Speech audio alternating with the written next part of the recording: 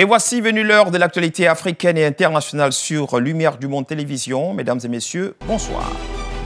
Au sommaire de ce journal, situation tendue au Burkina Faso, des tirs entendus à Ouagadougou, la capitale, sur fond de colère qui serait la conséquence de l'incapacité des autorités à endiguer, selon les manifestants, les violences djihadistes dans le pays. Et puis, la saga judiciaire n'est pas encore terminée. La Haute Cour de Londres a autorisé lundi 24 janvier le fondateur de Wikileaks, Julian Assange, à contester devant la Cour suprême du Royaume-Uni la décision de justice autorisant son extradition vers les États-Unis d'Amérique.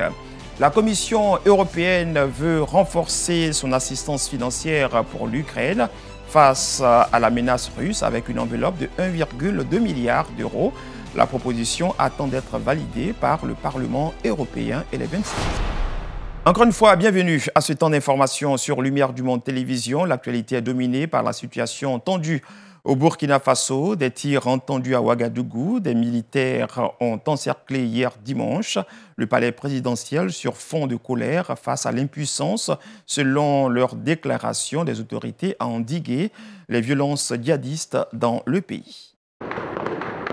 Il est très tôt ce dimanche matin à Ouagadougou, lorsque des tirs retentissent dans le camp militaire Sangoulé Lamine-Zana. C'était vers 3h50 comme ça. Quand on a attendu le coup de feu, alors que moi je voulais sortir, mais j'ai eu peur que je ne vais pas sortir, avoir un balle perdu, puisque c'est à côté du camp. Des coups de feu entendus durant plusieurs heures et à plusieurs endroits de la capitale, au camp Babassi et à la base aérienne proche de l'aéroport. Deux autres casernes situées cette fois dans le nord du pays sont aussi concernées, celle de Kaya et celle de Waïgouya. Les autorités se veulent rassurantes. À la télévision publique, le ministre des Armées reconnaît des tirs dans plusieurs casernes, mais dément toute prise de pouvoir. Le chef de l'État n'a pas été arrêté. Aucune institution de la République n'a été pour le moment inquiétée. Donc comme je l'ai dit, ces mouvements sont localisés, sont circonscrits et nous suivons l'évolution de ces mouvements-là. Dans la capitale, des dizaines de personnes se regroupent spontanément place de la Nation pour apporter leur soutien aux militaires mutins. Un rassemblement rapidement dispersé par les forces de l'ordre. À quelques encablures de là, dans le quartier Mdalaï, c'est le siège du MPP, le parti au pouvoir, qui est pris pour cible par des manifestants. Le rez-de-chaussée est incendié et la façade saccagée. Au sein de la société civile, comme dans les rangs de l'armée, la colère semble émerger de l'incapacité des autorités à faire face aux attaques djihadistes. Dans un enregistrement envoyé à plusieurs journalistes, les mutins réclament notamment davantage de moyens et une formation appropriée pour l'armée qui a subi de lourdes pertes ces derniers mois face aux combattants d'Al-Qaïda et du groupe État islamique dans le nord du pays. Nous le disions, la situation reste confuse au Burkina Faso suite à la mutinerie. Le président Roch Christian Kaboré aurait été arrêté. Information démentie par les proches du président qui soutiennent plutôt qu'il est en lieu sûr. La rédaction de Lumière du Monde Télévision suit de près cette actualité. Elle vous donnera dans les jours ou les heures qui suivent plus de précisions sur cette actualité burkinabé. En Tunisie, un homme fait des victimes dans une rame et il poignarde 3 personnes. Le ministère de l'Intérieur a déclaré que l'homme souffre de problèmes psychologiques selon sa famille. Il aurait grandi en Italie avant de venir s'installer en Tunisie en 2020. À Tunis, la station de tramway de Bab Aliwa regagne en affluence sous surveillance policière.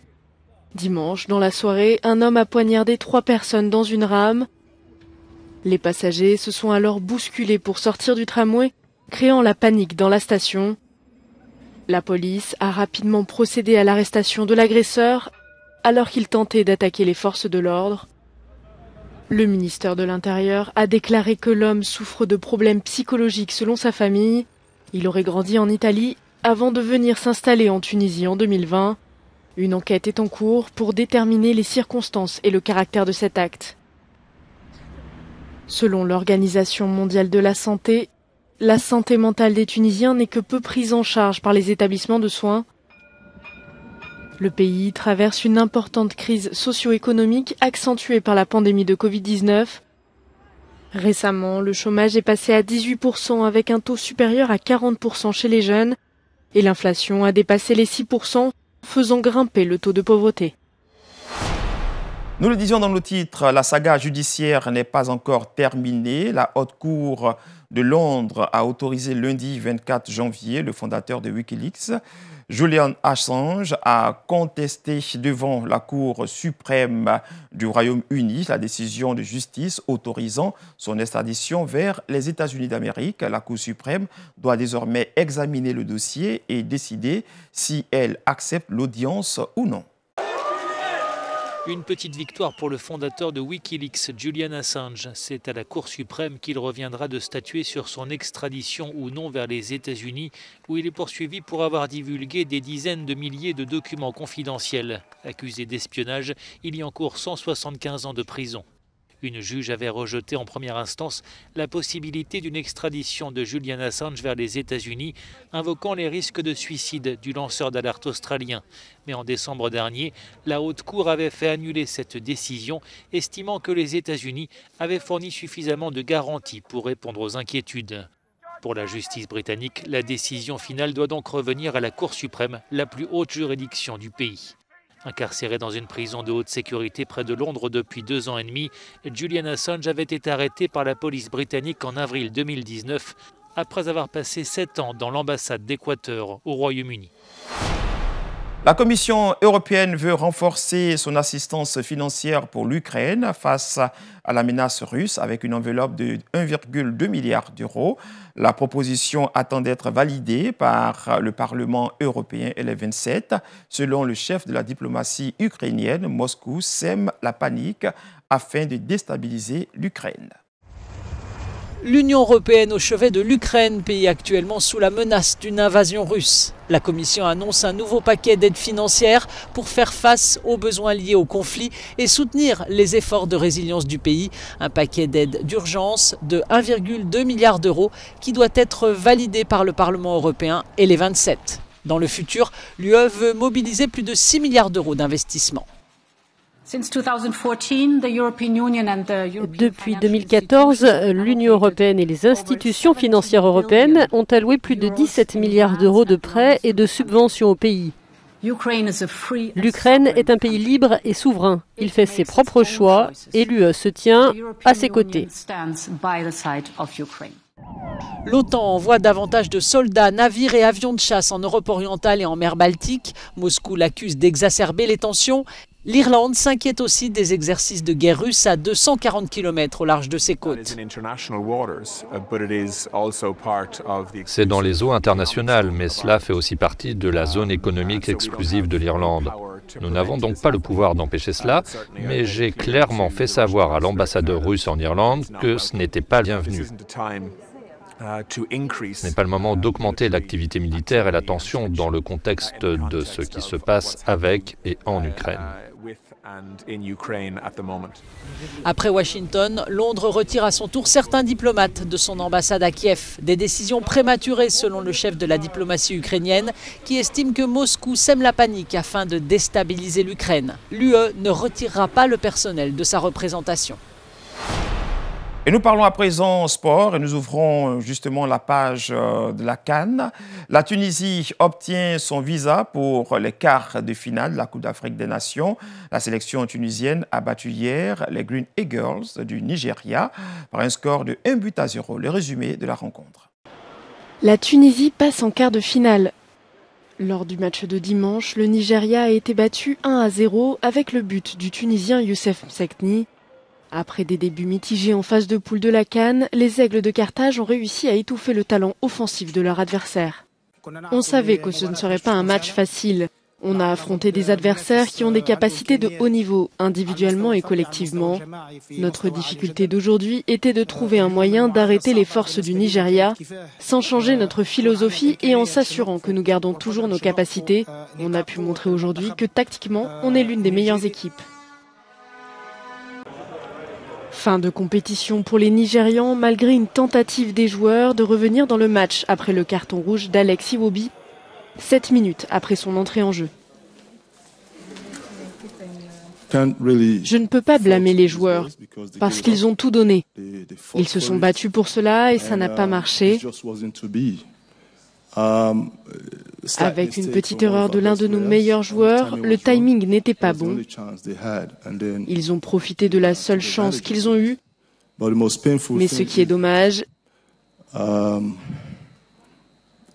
c'est que nous avons eu des occasions de nous démarquer, mais on n'a pas réussi à garder l'avantage. Sinon, je félicite la Tunisie. J'ai dit aux joueurs de ne pas baisser les bras parce qu'ils ont tout donné et de regarder devant eux et de voir comment qualifier le Nigeria pour la Coupe du Monde. Désormais en quart de finale, la Tunisie affrontera le Burkina Faso en fin de semaine, qui s'est qualifié après avoir battu le Gabon au tir au but dimanche. CAN toujours, le Burkina Faso jouera les quarts de finale de la Coupe d'Afrique des Nations de football. Après une rencontre palpitante, pleine de suspense et de rebondissements, c'est finalement les étalons qui ont réussi à arracher le ticket pour les quarts de finale lors de la séance des tirs au but face au Gabon. C'était donc hier dimanche 23 janvier. Le Burkina Faso affrontera donc en quart de finale la Tunisie. Nous écoutons le sélectionneur gabonais Patrice Neveu. On ne peut pas, en tout cas, ce que je ne souhaite pas, c'est en vouloir aux joueurs qui ont manqué leur coup de pied. Ça fait partie, je dirais, du sport. Et après, même si c'est dur, c'est ensemble qu'on doit continuer à avancer. Coupe d'Afrique toujours. Pour la première fois, un match de la Coupe d'Afrique des Nations de football a été arbitré par une femme, la Rwandaise Salima Radia. Elle a officié en tant qu'arbitre central lors de la rencontre entre le Zimbabwe et la Guinée. Salima Radia a inscrit une nouvelle ligne de l'histoire du football africain le mardi 18 janvier 2022, en devenant ainsi la première femme à arbitrer un match de Coupe d'Afrique des Nations de football. Religion à présent, les églises évangéliques réformées de Suisse et la Fédération suisse des communautés israélites ont renforcé leur détermination à collaborer efficacement sur les questions qui les touchent de près. En effet, leurs présidents respectifs ont signé une nouvelle convention le 13 janvier dernier.